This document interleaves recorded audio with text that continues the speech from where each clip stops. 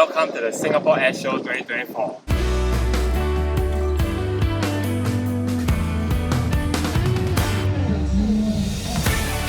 Ladies and gentlemen, the Singapore Airshow 最主要的大型特许。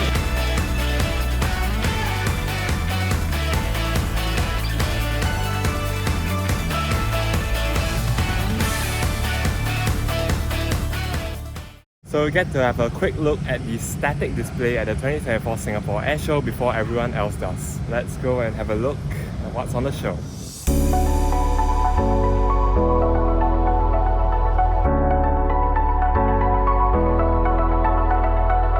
Probably the largest aircraft at this year's show at the static area is this beautiful Starlux A330-900. So I'm standing right in front of this Rolls-Royce Trent 7000 engine. Each one produces up to 72,000 pounds of thrust on takeoff. Heading for the first aircraft tour, which is the Starlux A330-900 Neo. Let's go. Economy, you're gonna enter the door 1 of the aircraft.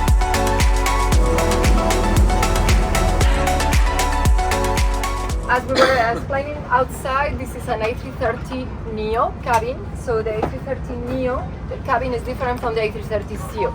So we have bring airspace, which is our brand image from the A350 to the A330 family. Are the lateral bins. So those lateral bins are bigger in capacity compared to CEO. There is 66% more capacity on those lateral bins compared to the CEO. We have a good noise level, better in our category, and we have as well a good cabin altitude, which is 6,830 feet for a long range mission, but it can kept in between 5,000 and 6,000 for a short range mission, so it's regional. We have 6 areas of cabin temperature as well on the aircraft, and all that is helping the well-being of the passengers. This welcome panel, so you can try to move this way. So this area is a standard on A330 Neo, which is not the case on the A330 CEO. You get this enlightened panel at door 2. The lighting along the handrail standard equipment? It's not, it's an option. It's optional. Yes, exactly. Okay. Standards are the bins, and then the lighting is an option. And there are several options in the space package on the A330 Neo.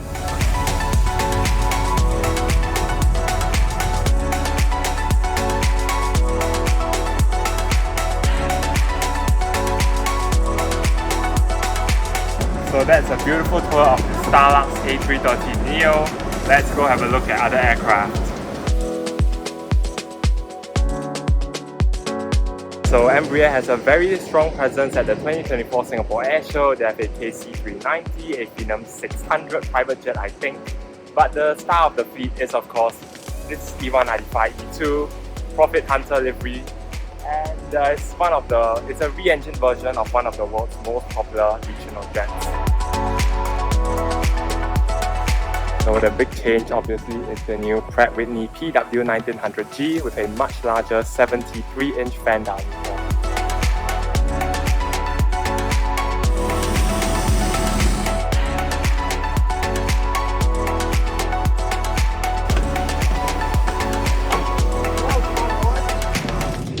I'll talk you through a few details that really make this cabin unique in its class of small narrow-body aircraft and really makes it focused on passenger comfort and exclusivity of personal space. So we'll start kind of at eye level and kind of work our way up in terms of cabin. For those of you sitting in the premium class, that's probably the first thing to notice is this very unique 2x2 premium class configuration. The advantages of the 4 abreast being this unique staggered configuration that opens up a lot of personal space. Like this gentleman sitting here, this is over 50 inches of space for him to relax and recline, giving a wide body like experience in the small narrow body class of aircraft. We also have the largest windows in the segment. The large windows bring a lot of light into the cabin to give it an airy and spacious feeling. These windows are the same size as our prior generation E-Jets, but what we did was we reworked the side walls, this component here, and opened up the bezel around the window to give it the impression of being even larger. You'll see the passenger service units, the devices that you'd use to adjust your lights or your air condition control. What's unique about the E2 is its individual units. Each passenger has their own passenger service unit. Why is this done? This is done so that the person sitting beside you doesn't need to reach over you to adjust their light or their air conditioning. This is all to play into that objective of personal space and exclusivity. But by doing so, by splitting the unit into two, it makes them smaller, and that's what's allowed us to make the bins even larger and deeper and allow the bins to fit these IATA-sized roller bags that we're all able to take on, carry on, to put them wheels first, unobstructed, into the bin such that every passenger on board can carry their own roller bag on board.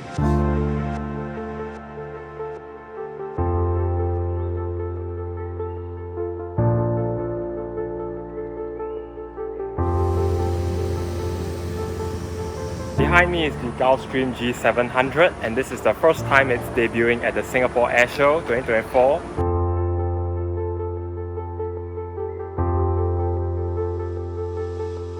So behind me we have the Dassault Falcon 6X. It has the widest cabin in its class of 2.58 meters and a top speed of Mach 0.9.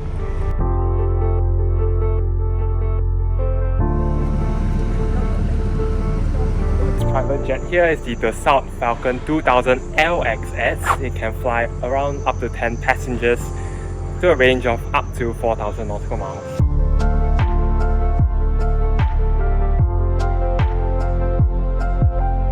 So right behind me is the Bombardier Global 7500. It's their flagship corporate jet. Very flexible wings for very smooth ride in turbulence. And it's a good looking aircraft as well.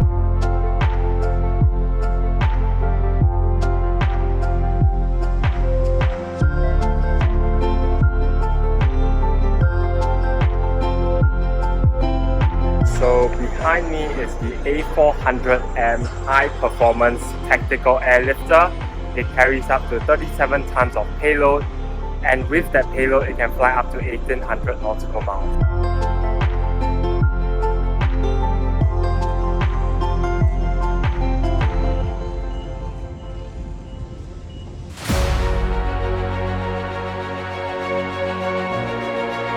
China definitely has a very strong presence at this year's Singapore Airshow. So there are two ARJs and there's a C919 in the background as well. It's its first debut outside of China and it's a beautiful looking aircraft. Definitely a worthy competitor to the Neo and the Mac.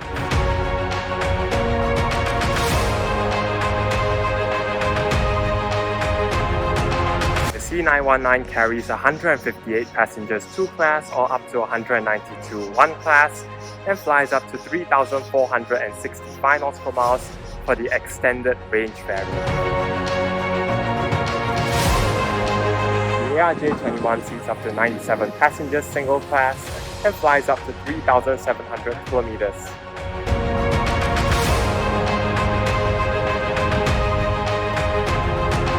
So right now we are at the upper deck area and we are going to be seeing the flying displays for the very first time.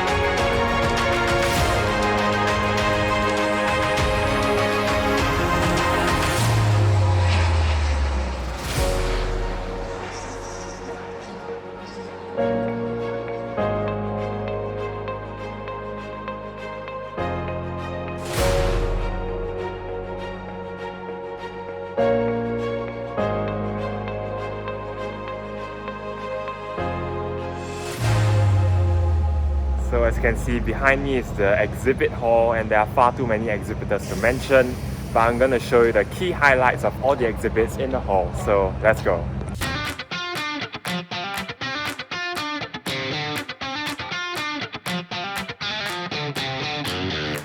It's really great to see a new player in the aviation industry. COMAC makes its debut at the Singapore Airshow 2024.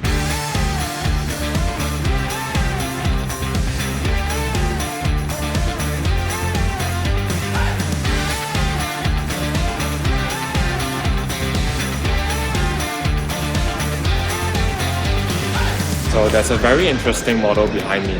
That model there is the C919 Stretch, and it's going to compete head-on with the A321neo. It's the same size as the A321neo, but claims to have better fuel efficiency per seat.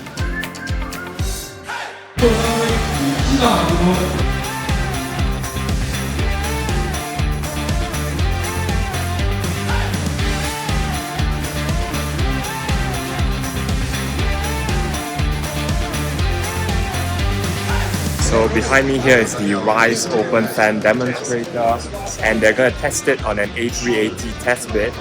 Claims to have 20% better fuel efficiency in the engine.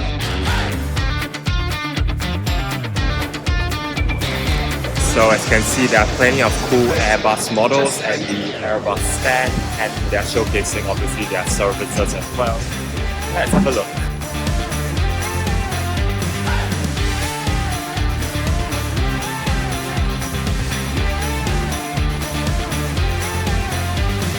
So they have a model of the A350 freighter. When it enters service, it can carry 111 tons of payload up to a range of 4,700 nautical miles.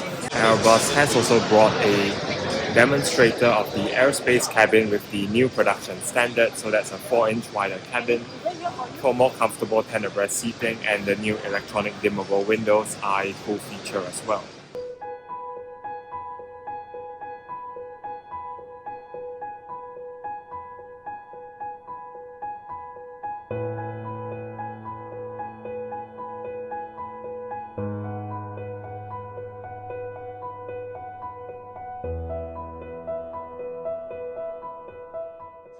My name is Ingo Bugetzer, I'm head of cabin marketing at Airbus. Okay. And what you see here is a mock-up of our A350 with the airspace cabin. Actually, airspace is the leading passenger experience because of spaciousness. We have the highest ceiling, right?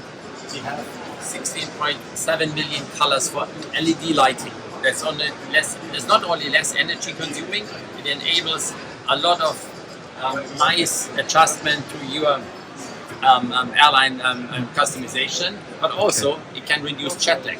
If you do a programming the right way, it can reduce jet lag up to 3 to 4 hours. Then what you have seen here is the biggest bin that we have available.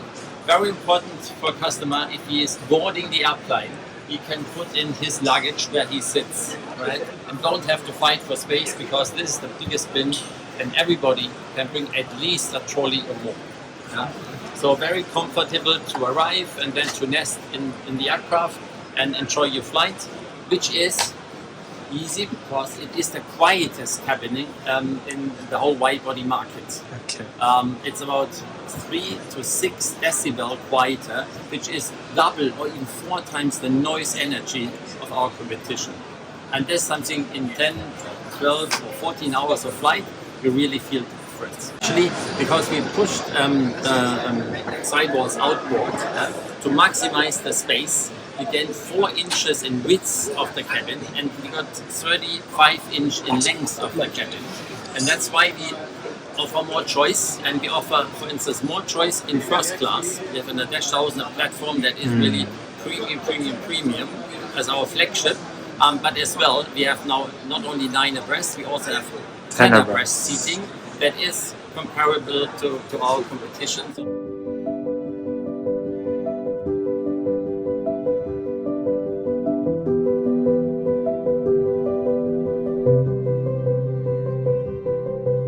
While Boeing do not have any commercial aircraft, they do have a massive stand, and there is also the 777X cabin demonstrator at the back. Looking forward to seeing more about that later.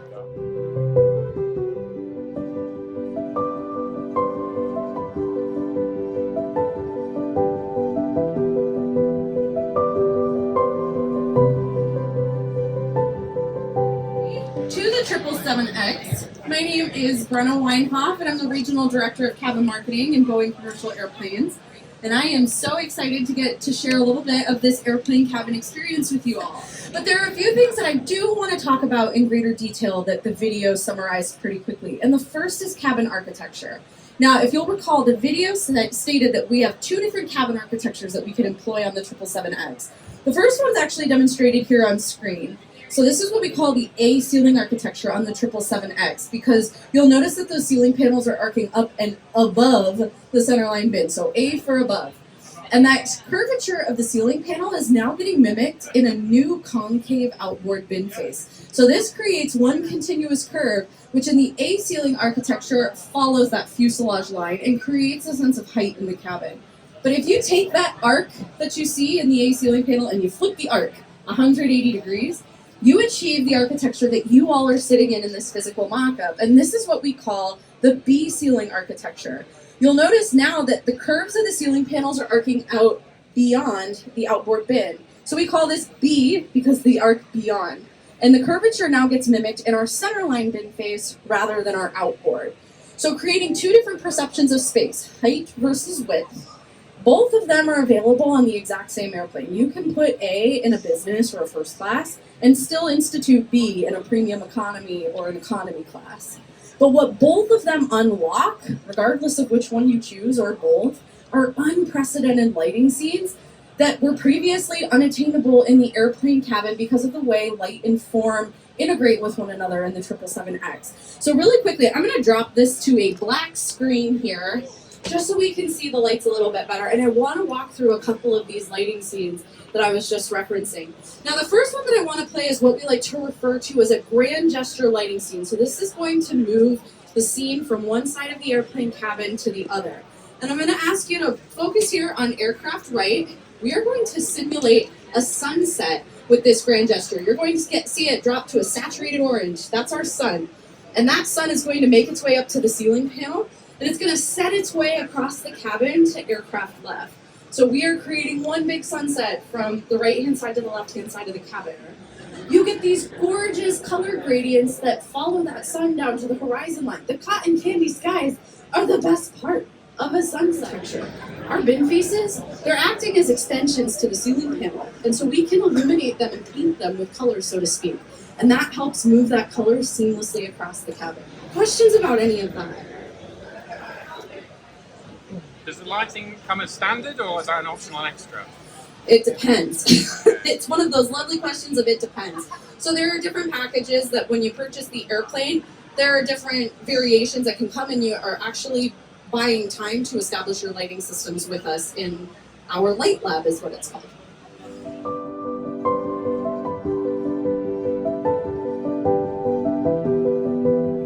This is one concept for a business class suite on the 737 MAX.